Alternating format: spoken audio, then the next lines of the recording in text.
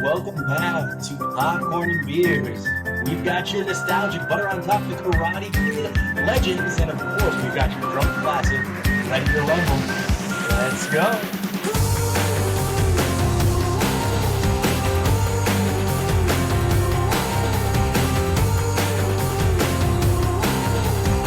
Welcome back to your best friend's girlfriend's bathwater's favorite soap's favorite podcast. This is Popcorn and Beers, where some use tomatoes and others use thumbs. We use the stuff that gets you drunk.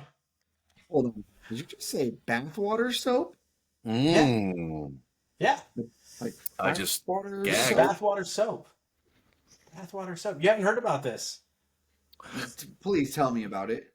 So right now there is a soap brand called Sasquatch that is pandering to the creeps.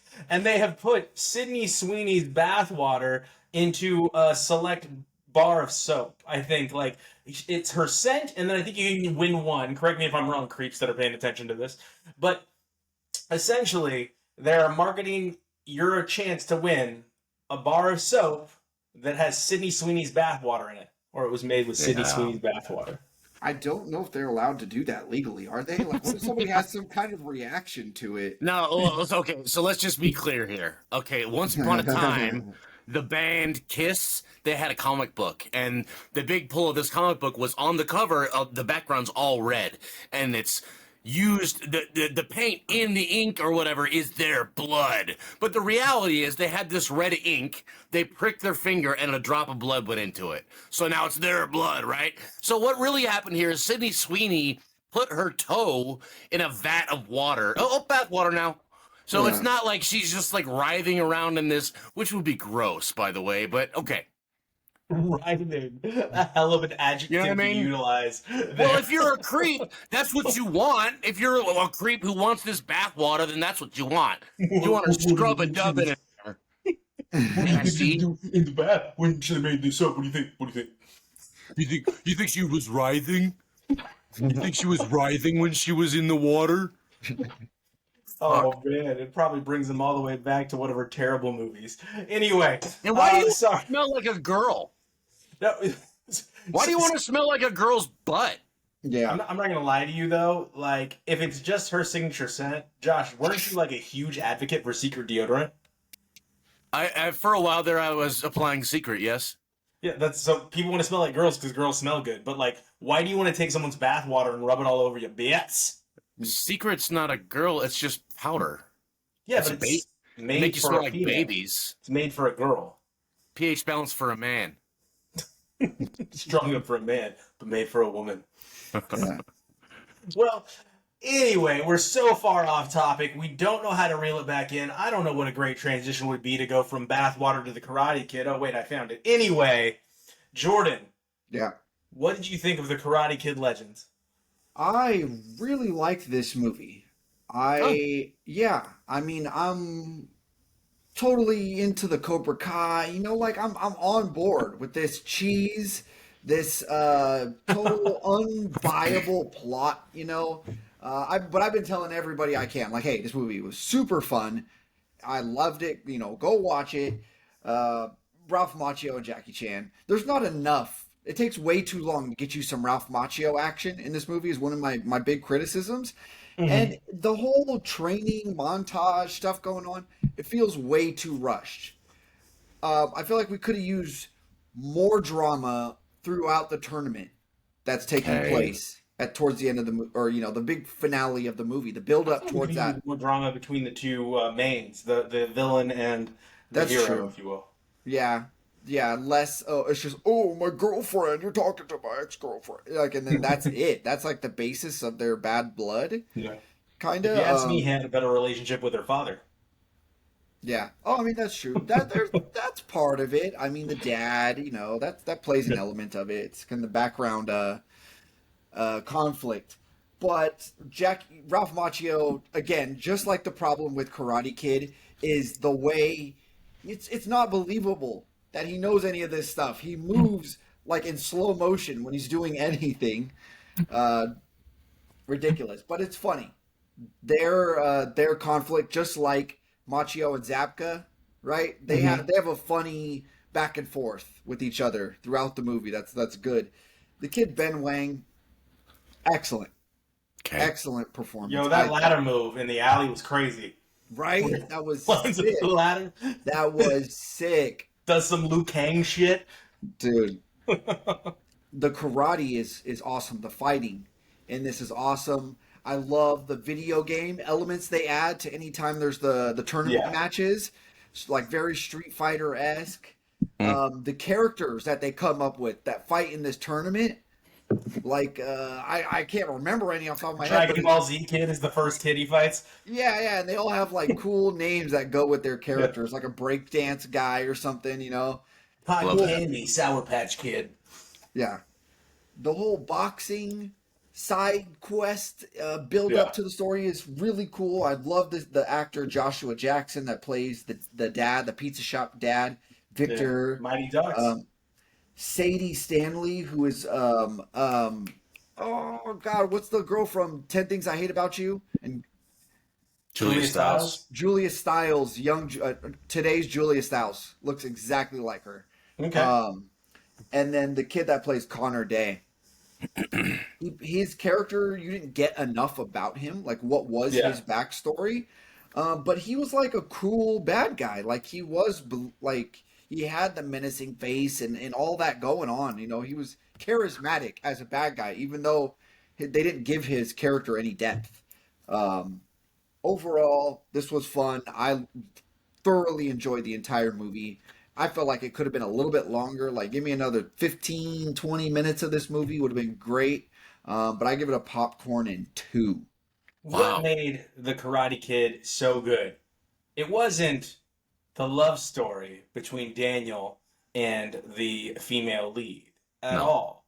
It was the animosity, the buildup between Cobra Kai, Daniel, Mr. Miyagi, and Johnny. That's what made it like, oh, by the time we get to the All Valley Championships, you wanted Daniel to kick his ass because they made a proper villain. They built a storyline around them and then had some side stories around these two. They didn't do that with this. They built a whole story around relationship, and it was immediate. And now, am I invested in this weird relationship that feels a little too mature than two 14-year-olds, which is what they were portrayed as? And it is like, you ever make a mistake that you just keep making? Well, I don't want to make that mistake anymore. I'm like, bitch, you're 14. Chill. What the fuck? Anyway, but I keep spilling the milk. I was like, stop it. Like, relax with that. That was too much dialogue here in this relationship. And we didn't get enough, like I said, of Connor Day versus Li Feng, or Stuffed Crust if you're feeling good about it. Oh, yeah. That was funny, how they introduced him to America. You guys do Stuffed Crust here? that one made me laugh. But, I mean, if you're looking for the nostalgia of The Karate Kid, this is not the movie for you. They are very clearly setting up a new strand in this timeline. And I'm not saying I didn't like the movie. The movie was interesting. I was entertained by it. It was quick. It was boom, boom, boom. But like Jordan, I felt like there could be a little bit more. His tutor was annoying. I'm just going to say that. The tutor was super irritating. Worst part of the movie. I don't need that guy that you're substituting for, like, let's get somebody in here for some comic relief. He's gonna make jokes. Like, no, that was stupid. That was dumb. We don't need that in these movies. Just give me the Karate Kid. Give me the Karate Kid and Connor Day not liking each other too much. Give me some lead-ups. Give me some hallway pushes. Let him slam his locker shut in the middle of the high school hallway. Any of that stuff. But we didn't get any of that. And that was frustrating. I'm going to give this a popcorn and 1 and say it's entertaining. You're probably going to enjoy it. It's a quick ride. You're going to be in. You're going to be out. The karate is fantastic. Jackie Chan has his Jackie Chan-ass jokes. Ralph Macchio is bad at karate still. But it is so fun. And frankly, bad at acting. I'm glad you guys liked it. I'm surprised. But you also like the show. And I don't know, man. I'm just done with Karate Kid. I'm a hater. I'm not. Yeah. I want more. Like, can we retire this and get some new IP, please? It's okay. I mean, like, it's fine as long as they can create interesting stories. For Dead Horse. Create interesting stories. Like, you're never going to be done with Marvel, Josh. Yeah, because Marvel has new and fresh stories, always evolving. This is a new story. This is a dead horse. It's a bologna sandwich, but look, keep feeding me bologna sandwiches. You know, I do like a bologna sandwich now and then. You're right. Okay. Speaking of bologna sandwiches, That's what wrestling's been feeding us for years and years. Just ain't this, you're gonna like it, right? And then they've fed us a couple characters that have had one too many bologna sandwiches. All right, shout out Earthquake and Tugboat, Viscera, if you're younger. But this movie, it was just as good as I remembered. It was exactly what I wanted to see. I'm not gonna lie. Like literally, when I turned it on, I was like, I knew I've seen this movie probably 1,000 times. Yeah. Like I've watched this repeatedly. So I knew exactly when the scenes were going to happen. I was like, yes, that's exactly what I wanted to happen. Yes, that's exactly what I wanted to see. You know who hasn't seen it, though, Jordan? Josh. So let us know why you picked it, and let's throw it to Josh. So, Jordan, go ahead. Yeah, this is like one of my favorite movies since I was 10 years old. Have very fond nostalgia memories of these lines and a lot of these scenes. And that's exactly how I remember it. 10-year-old humor. So what did you think, Josh? Yeah, 10-year-old humor, but I wouldn't say it was bad. It's not Where's My Car? Okay, fair enough. I thought it was close. I thought you were going to say this is very close to Where's My Car. I guess you could say it's close, but I was actually impressed with a lot of things that happened. Like, for instance, they did a little bit of sexual innuendo and a few steamy scenes, but they didn't just show you some tits, and they didn't make like extremely off-color jokes. It was pretty PG in that regard. And the same goes for gross-out humor. Like they obviously had shit jokes, but like it wasn't disgusting. So like I think it was within its lane. Josh, at one point they're eating sandwiches next to a leaking septic truck. Yeah, but like that's it. It's not like, oh, there's poop in its sandwich. You know what I mean? Like, it was like just enough to not be ridiculous. And I liked all that part of it. And, you know, I hadn't seen this movie, and I was expecting garbage. And, you know, it was a nice fried bologna sandwich, if you will. That's the top of the pop there. Big fan of wrestlers. This is from the stable of wrestlers that I was a huge fan of. This was like peak when I watched it. So I recognized everyone. I was like blown away by how many dead people I saw. Yeah, Sid Vicious. You know, Psycho Sid, Bam Bam Bigelow. Yeah, Mean Gene Okerlund. Gene Okerlund, yeah. Quite a few more. Good to see Diamond Dallas Page. That was my best friend's favorite wrestler, and I'm a big fan as well. You got to see Sting in his Crow outfit. Shout out to the Crow. Goldberg. I looked at the cast list.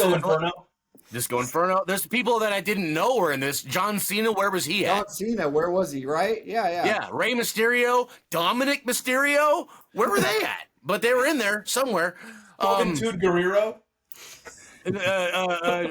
WCW, man. I was a big fan of WCW. I'm sorry that it went down the way it is. A lot of these wrestlers fell into obscurity when the merge happened, but I'm getting off topic here. This movie was cool. I really appreciated their use of like the exploration of kayfabe in this. It didn't quite say wrestling was fake. It didn't quite say wrestling was real. It was a little bit of both, which is what you should always feel like when you're watching wrestling. By the way, any of you idiots who still say wrestling is fake, shut up and go watch Survivor and tell me that's real, asshole. Anyway, Bachelorette, like it's the original reality show. It's beautiful. It's wonderful. And people really get hit with chairs and die. Yeah. Anyway, relax. Okay, let's just calm down. This was a very entertaining movie. What's his name? Chris Arquette? David Arquette? David Arquette. David Arquette. I forgot how fun he is. Like he's great. He's a lunatic. Yeah.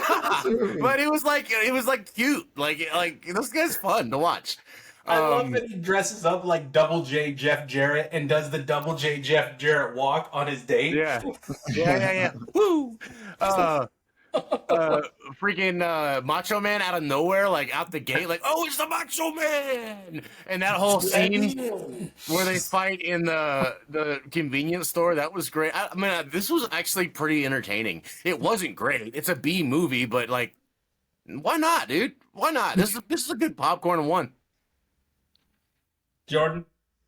Yeah, you covered it pretty well. You encapsulated everything about it, but just some of the lines that just timeless. Just the straw. Why does he put his finger in his ass and just put maybe the straw? Why Like, does it look like your fingers in your ass? yeah, yeah. Hey man, does it smell like shit to you? That Oh, reminded me of Mallrats. I wonder if they got it from there. the wife is hilarious. That whole scene with the wife, the scumbags and whores, and the diddly, and it turns black and falls in the crapper. Classic. Sal Bandini, man. Yeah. I loved him. He is my Wrestle? favorite character. Yeah. The way he wakes up when they're after their he kicks out. That guy. Yeah, he like kisses. That's like all-time crazy old man performance next to like Bob Barker and Happy Gilmore. Yeah. It's like fantastic. Love this movie. Oliver Platt is hilarious in this. The guy, all-time scumbag Titus Sinclair. You know, good characters. Good characters. Joe Pantaleone. How do you say his name? Pantoliano. Pantaleone. The asshole.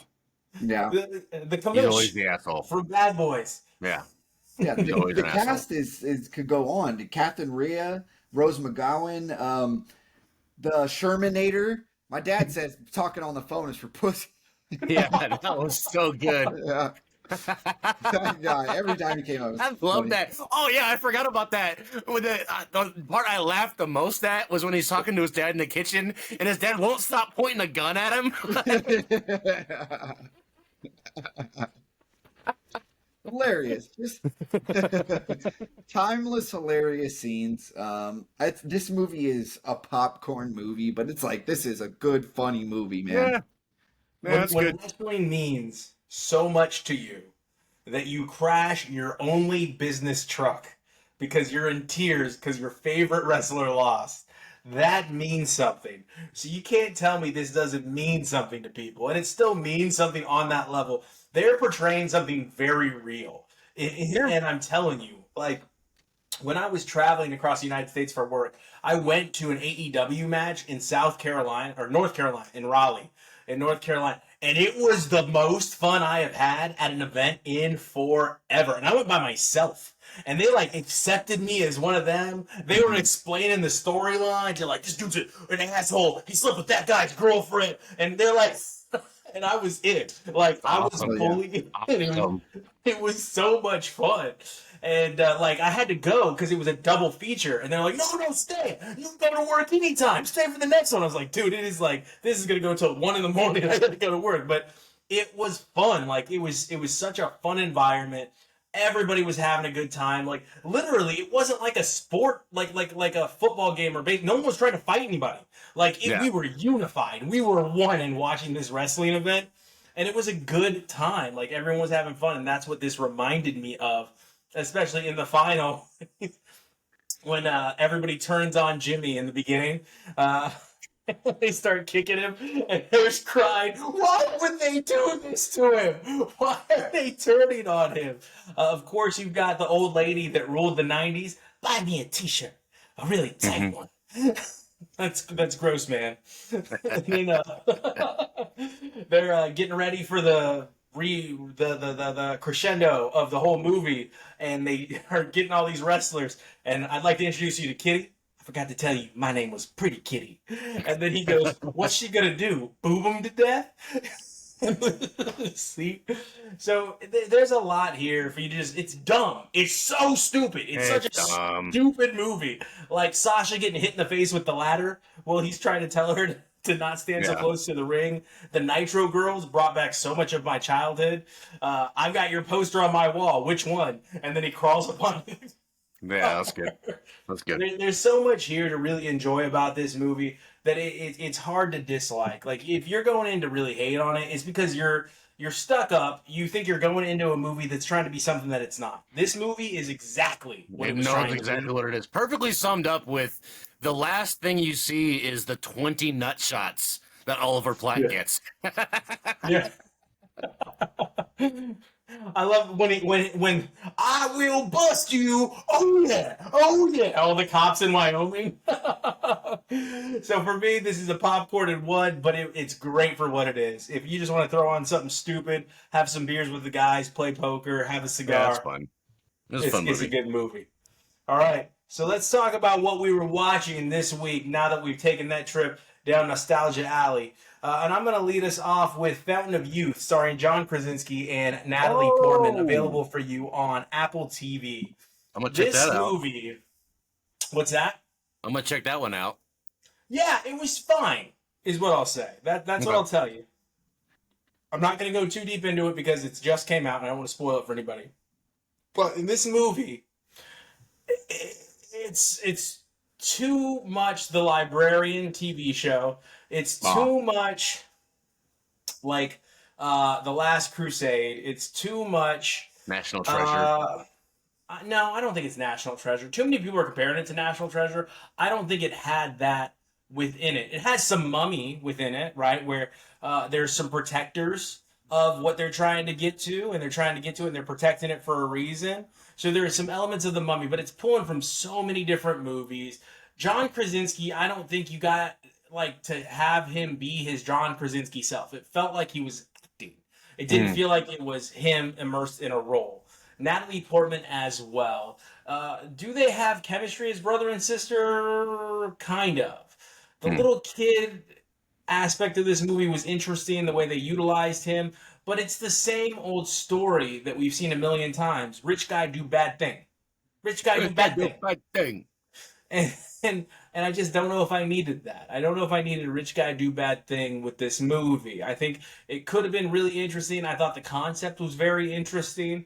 I thought that the message that there's a lot of things that exist within this world that we're just not ready for yet is a very real concept. I think there are some things right now that are probably we're not meant to see because we can't handle the gravity of the power that might bring to the table. So we shouldn't have it. No one should have it, right? And a lot of movies utilize that premise as well. So for me, The Fountain of Youth we get a little Stanley Tucci too. A little bit of Stanley Tucci gets thrown in there. Tucci gang. It's always nice when Tucci gets thrown in there.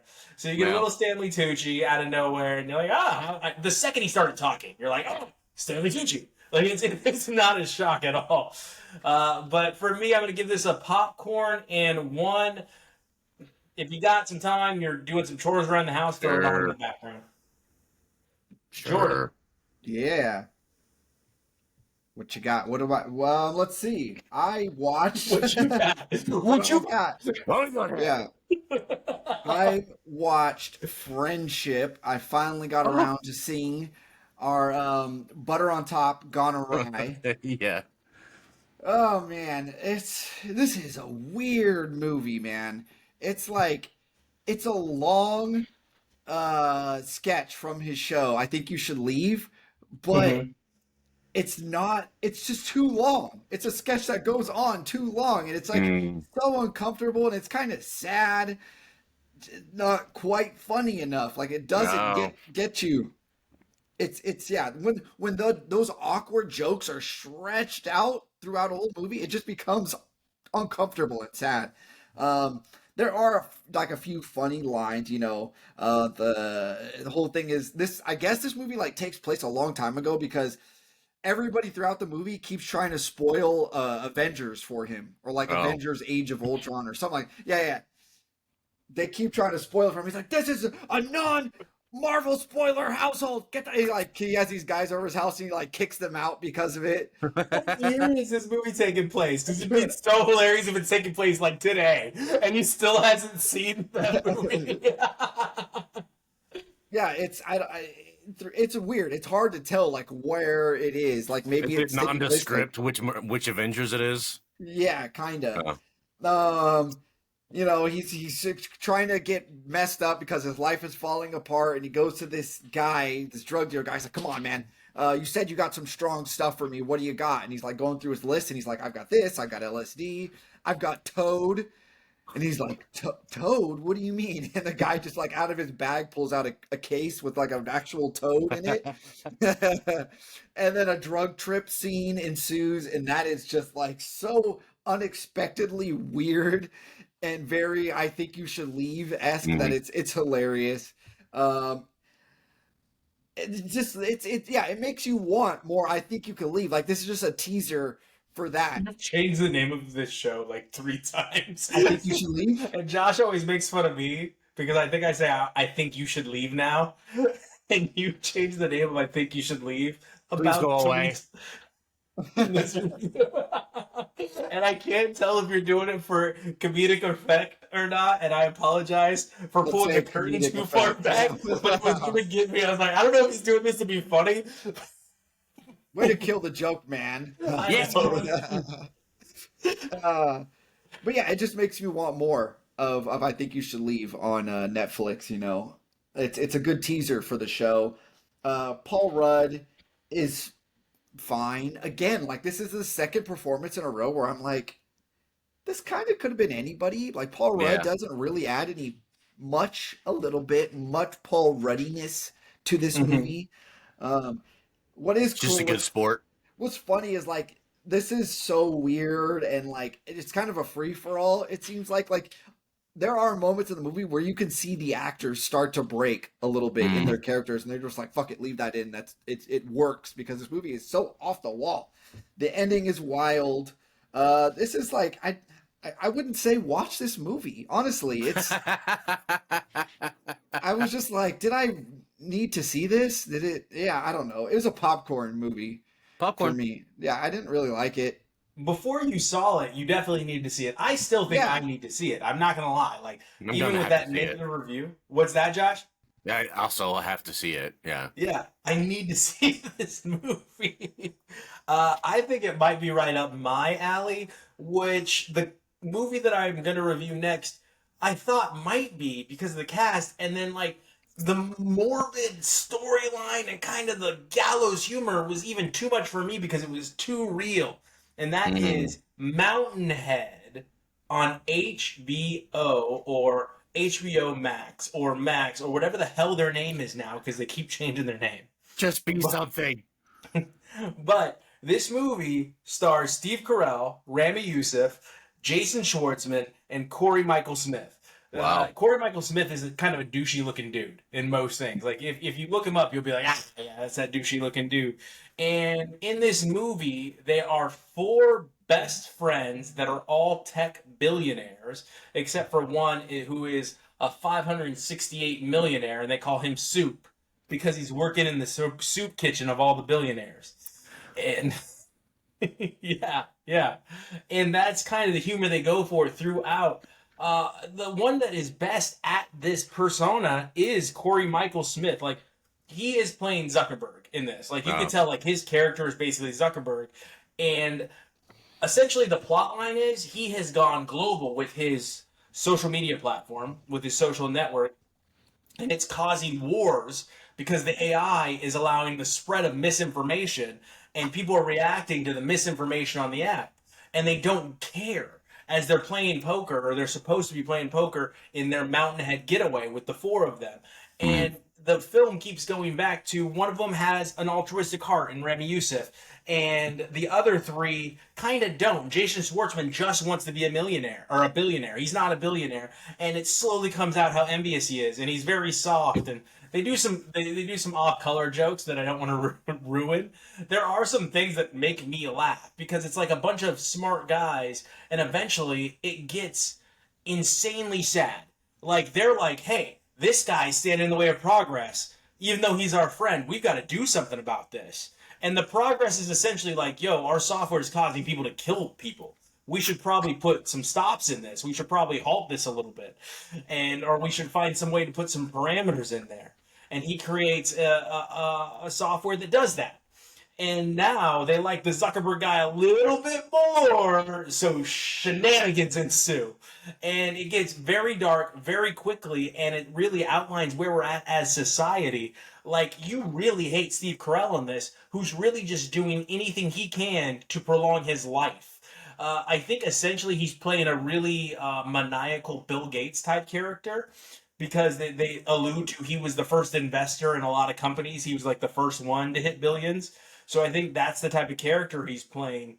But he gets so dark so quickly, and he's supposedly like the genius of the group too. Like he's the smartest one among them. He recites history and things like that, and then they make the joke, the old Warren Buffett joke. I don't know if you guys watched the Warren Buffett documentary where he didn't know what a colander was, but he's so smart as it pertains to his craft that he just didn't know the simplest kitchen task, which is like a colander, right? He had no idea what that tool was.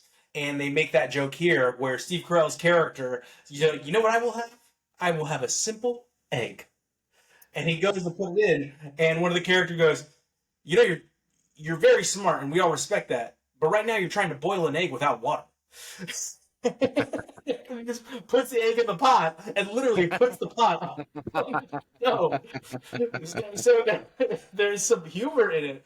But like I said, it's so closely correlated to some of the issues we have going on today and some of the fears that a lot of people have with AI right now and what AI is capable of on both sides of the spectrum. How can it make us less rich? How can it make us more rich? How could it spread misinformation? How could it keep from misinformation from spreading?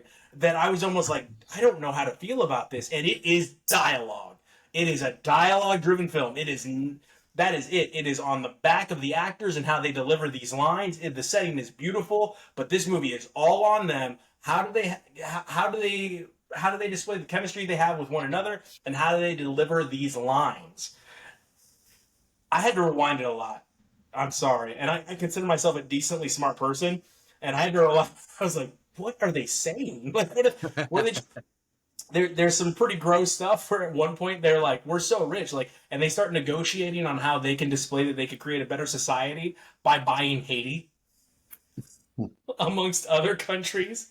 And they're like, oh, I don't really know if I want Haiti with that culture and that tumultuous. And they go, well, we could put such and such in charge. And that character goes, well, I don't know if I want to be the president of Haiti. Have we thought about Argentina? Like, it's so disgusting. So for me, it's going to be a popcorn and one. But I do think I'm missing some things. I should rewatch it. I think it was probably a better film than I think it was because of how I watched it and the area I was receiving it in. Maybe it's a double watch. Yeah, probably. Josh, what were you watching? I only watched the one thing trying to catch up with you guys. I went to the theaters, thank goodness, and saw Tom Cruise run some more at the Mission Impossible Final Reckoning, y'all. This is a movie you kind of have to see in the theaters. I mean, it'll be okay when you watch it on streaming, but if you get a chance, go to the theater and watch this bad boy because it's action, it's sound effects, it's everything it's made for the theater. You're on a Universal Studios ride. Besides the first hour and a half where you're just getting a bunch of exposition. Like literally, I'd say the first 20 minutes, you're just staring at a screen nothing's really happening. They're just explaining what happened in previous movies. And then it has a little bit of this and that. And then it goes back to explaining there's like three long exposition scenes. But like Fry said, when it gets going, it gets going. They go all over the world. There's really cool action scenes. You get to see Tommy Cruise in his underwear for no reason having a fight scene. By the way, Tom Cruise at this time is as old as Gandalf was when he was Gandalf. Ian McClellan? Yeah. Sir Ian McClellan. Isn't that weird?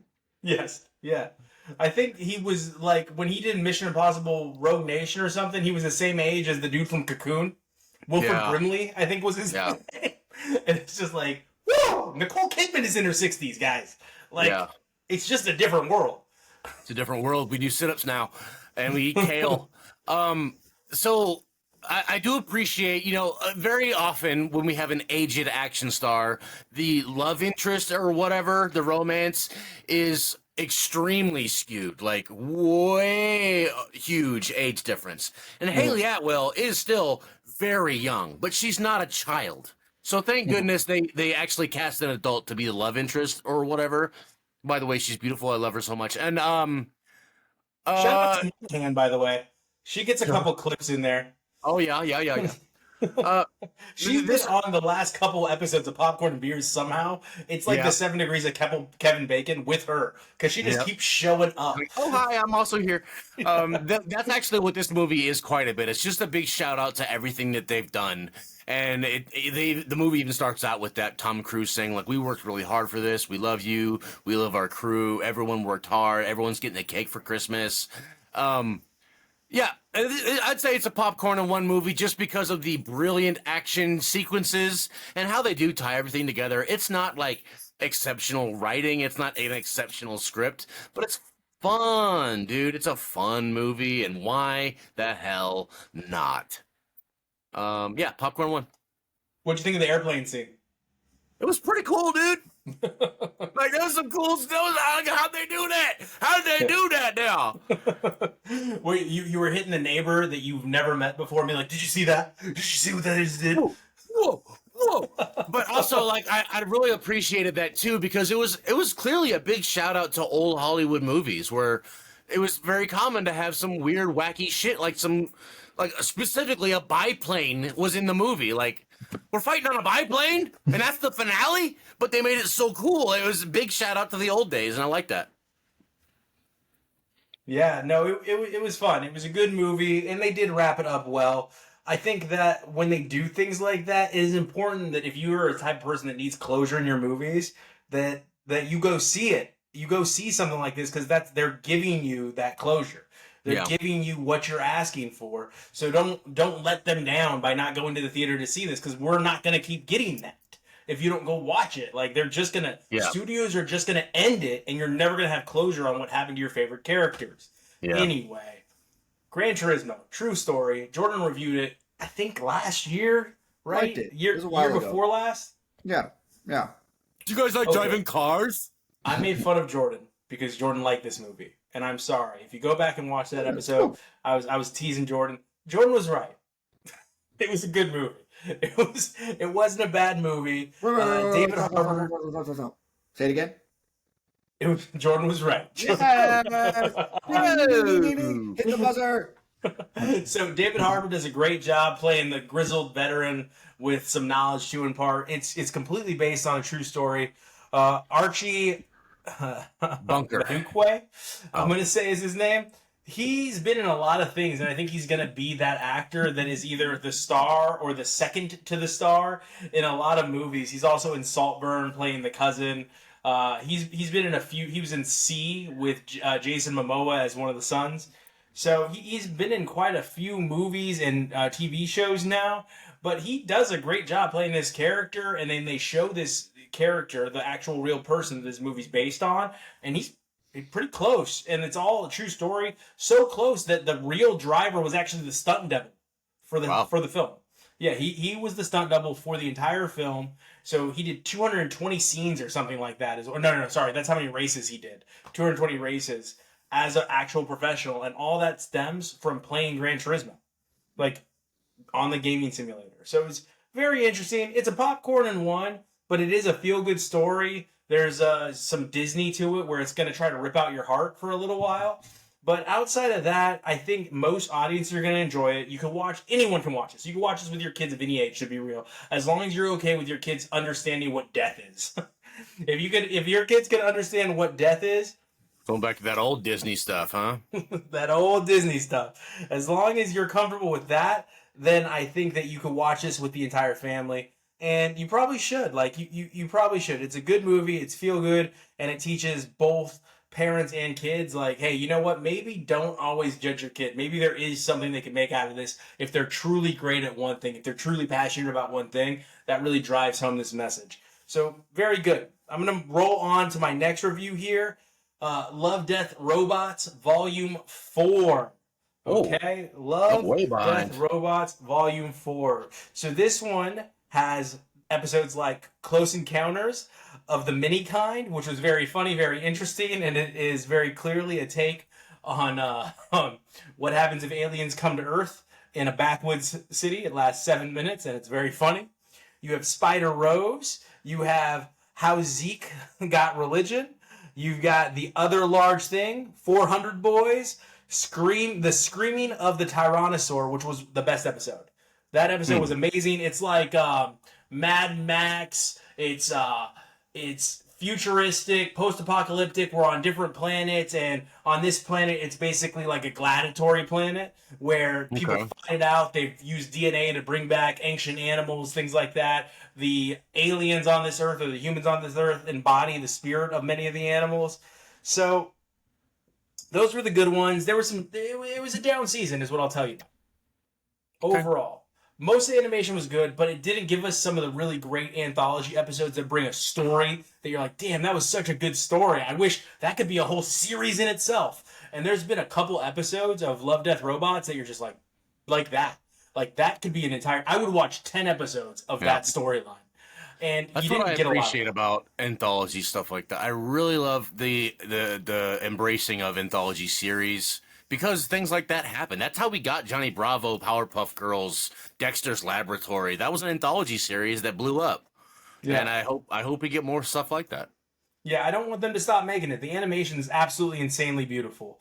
It's gorgeous. I don't know what animation studio does these Love Death Robots, but they're phenomenal. Like they're so good, and they dip back into the trend throughout all 4 seasons. We get another cat, and we get to start to see how the cats and the robots start to take over the earth. So we get another cat storyline, and that was pretty funny. Overall, this season, Volume 4 of Love, Death, Robots, we're going to give a popcorn and 1-2, but you should still watch it. If you're somebody that just loves beautiful artwork, it's the show for you. It absolutely is. Short stories, animation. Fantastic. Jordan. Yeah, I'm just going to touch on 2 things that have been reviewed to death already. It's already gone through the gauntlet. This here is the last stop. Bad Thoughts. With what's his face? Tom Segura. Yeah. Tom Segura. I agree. This was not a good show at all. It was really bad. But I've got to say the way my opinion differs is that I thought the premises, most of the general premises of some of the sketches were had some promise. Like they were funny. Yes. Yeah.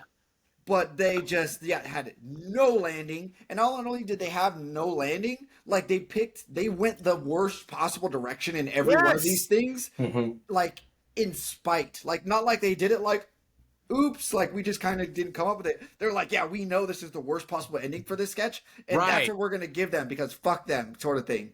Yes, a lot of the setups were good or interesting, and then oh, okay, well. You just took a crap on that, literally, in one episode. Yeah. Or how about make me laugh more than just the first 2 minutes? Yeah. Yes. Exactly. Yeah. Beating a dead horse. The whole show was just beating a horse. And we don't like Giggling. That. Popcorn. Theme of this episode. It was beating a horse, dude. Beating a horse. Beating off a horse. Yeah. Essentially, that's this show in a nutshell. 4 seasons. 4 seasons, amazing cast, amazing acting throughout this, great messages. I think this suffered from, I don't know, I feel, this is probably not true, but I feel like this suffered from a little bit of a tone issue. Was this, I could have used more comedy. I don't know.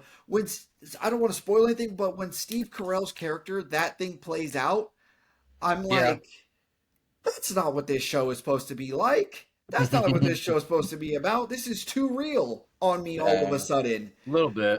It was kind of trauma triggering for me.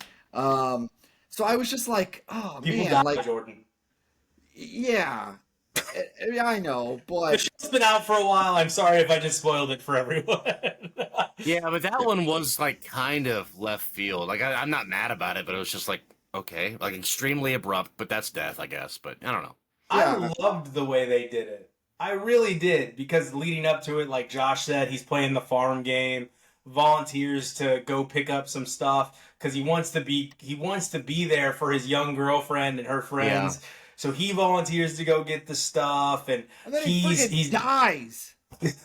What? Yeah. I mean, if nothing else, it made a great last episode because of the death. Yeah. There is some hilarity that ensues in that whole navigating, the funeral and stuff. Some funny stuff happens and some heartfelt stuff happens. Yeah. It was his favorite band. But I was having a good time with this show, and then I was kind of like, oh man, I guess I need a palate cleanser after this. Yeah. I mean, it gets real. It gets real in many parts, for sure. One of my all-time favorite things is the daughter and her play. Yeah. That is fantastic. I was not expecting that at all. That was excellent. It's a short watch, quick watch. You're in and out. One day you could finish this in a sitting. Popcorn and 2 for 4 seasons. Cool.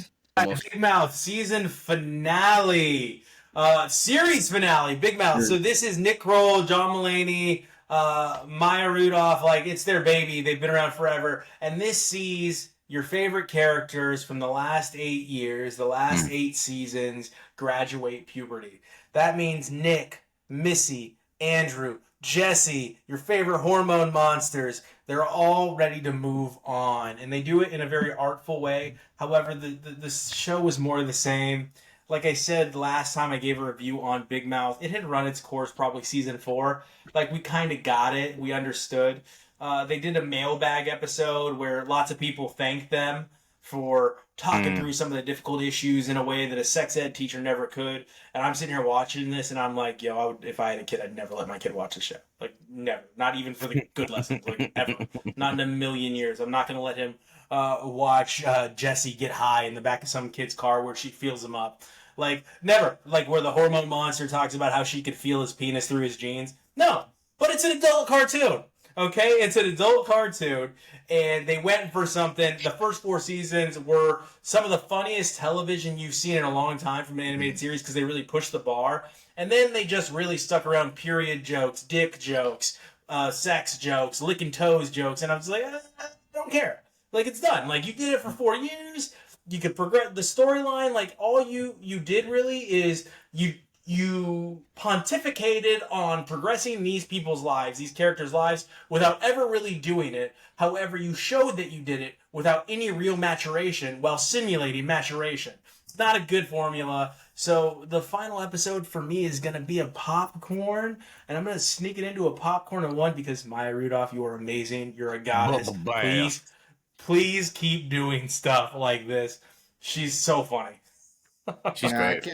I can't wait to watch this. But yeah, the show has been making you feel a little dirty watching it. Yeah. It makes you feel a little yucky watching this show because it's just gone on too long. I don't know. It's been too much. Yeah, so Jordan, let's do a quick dance break as I finish The Last of Us. You're still on the final episode. We're not going to get too deep into why you're still on the final episode. Yeah. But The Last of Us Season 2, I'm going to tell you right now, I was kind of let down. Not enough zombies, too much emotion, too much relational storylines. We got like 2 episodes of zombies, and it was like, no more zombies! And I'm like, the whole damn show's about zombies! The whole show's about zombies! Who cares about Ellie and the Cure? No one. Also, who cares about what this actress is going to tell me I should feel? No one. Okay? Play the role, and I know a lot of it was very close to the actual video game, understood.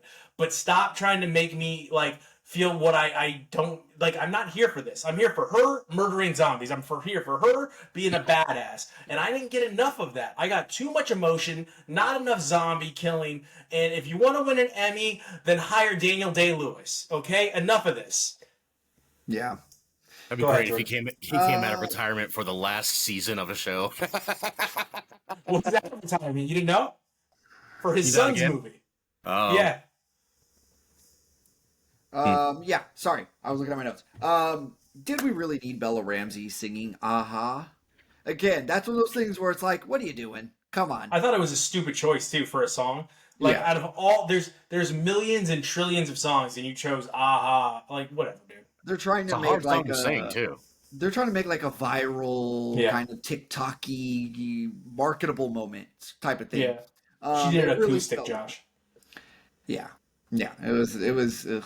I feel like you did get just like really 2 episodes that are zombie focused, but those were 2 badass episodes where were awesome. 2 out of 7 is an F. They were awesome. And there is some good tense moments that are not zombie related. But yes, you are right. Yeah, it's will they, won't they. You also get some good drama moments. But no, there is a line that it's like, okay, enough. Like, you do get there, and it does step over that line. Like, all right, I get it. There's this stuff going on. But there is some really pure, good, heartfelt moments in this show. It's very well rounded. It's well-rounded. At times a little indulgent. At times a little indulgent. You get a prolonged wiener shot in this. Did you? Yeah, the guy, not the Firefly, the weird culty guy, and he's being tortured by Oh yeah, you're right. You're right. what's Yeah, his yeah. face, and there's just Yeah. wiener, just right. You're right. You're yeah, right. yeah. You're right. I forgot about that. But Jeffrey Wright's amazing, so I probably Jeffrey wasn't. Wright is amazing. I was probably paying more attention to Jeffrey Wright's phenomenal acting, but yeah, when you brought it up, Yeah, like Jeffrey Wright almost saved the series. Like they almost saved the series. Like there's a lot of Game of Thrones style deaths, Jordan. Like they really did try to throw that at you, like Game of Thrones style. Like you like this character gone. You like this character gone. Like they were hitting you with a lot of that.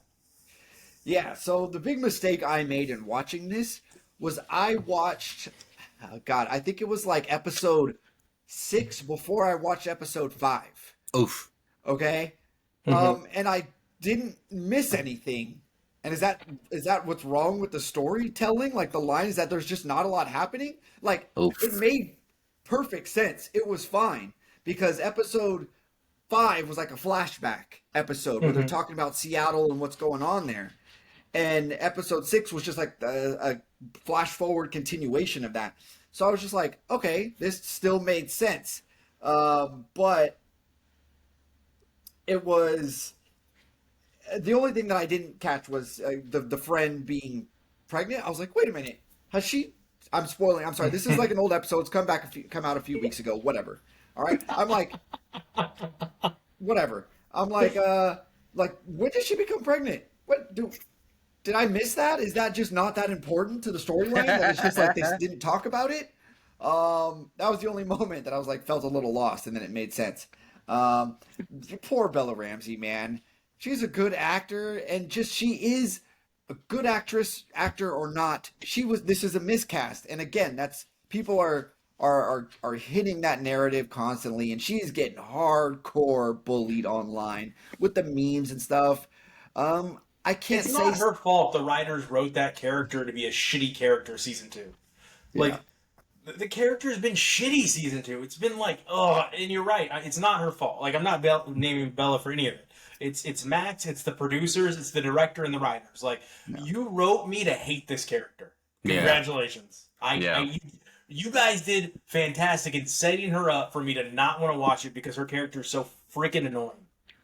And that's a criticism for the game too. Was that people were heavily critical of Ellie's development throughout the game. Again, but there's just this show is kind of riddled with poor casting choices. With what's her face playing Abby, you know, yeah, Apple. it's schmeh. So I'm gonna watch the finale. I'll reserve my my review for next week. But yeah. I'm going to give the whole season a popcorn and 1 for The Last of Us. Bella, I think you're phenomenal. These storylines have a place. Just write them better. Please don't bore me to death on a zombie show. Yeah. Please do not bore me to death on a show where I'm so excited to watch it and you crush it. The Nick Offerman episode, episode 3 of season 1, one of the best episodes of television ever. So it has nothing to do with these storylines. It has to do with how you're executing them. Do better. Do better, assholes. All right, so the studio, Josh. I finished the studio, and we need to talk about the final episode and Bryan Cranston's No, I'm just kidding. We need to talk about the mushroom, the old Hollywood buffet. Yeah. Now, you said she did fine. I happen to think Zoe Kravitz killed the 2 episodes she was in. I thought she killed the finale, and 3 episodes she was in. The finale and episode 9 leading to the finale, and I thought she killed the Golden Globes. I totally agree with you. I was misunderstood. She playing herself, whatever, that whole shtick, she was great at that. What she did fine at was tripping shrooms. Like, okay, it's not quite right, but yeah, sure. You don't think she's ever tripped shrooms before? Because I'm just saying, like, so many people on screen make shrooms out to be what it's not, and this was not quite there, but it was good enough. Was Dave Franco better at it? He was not on shrooms. He was on a lot of other stuff. No, it was so, yes, it was very anxiety invoking, but it was so much fun. The last two Yeah, episodes were so fun, very entertaining. and it's funny to see Seth Rogen be vulnerable again. And his character was very vulnerable throughout the series, but it's like, Sal, you gotta cancel the party, bro. I have to cancel the party? I don't want to cancel the party. Yeah, You yeah, have to yeah, cancel the party, bro. This is all I've ever wanted. yeah, yeah, yeah. Everyone thinks I'm cool. It was funny, like the lead up to the Kool-Aid Man, and I was sad that we never got that, but perhaps we never needed it. Now we have room for season 2 to see what happens with this storyline that Oh led us into yeah, the finale, yeah. and how did Kool-Aid do with their lineup of movies. Zoe Kravitz and her incident backstage at the Comic-Con or the Film Con Awards when she goes through what she's going through was fantastic.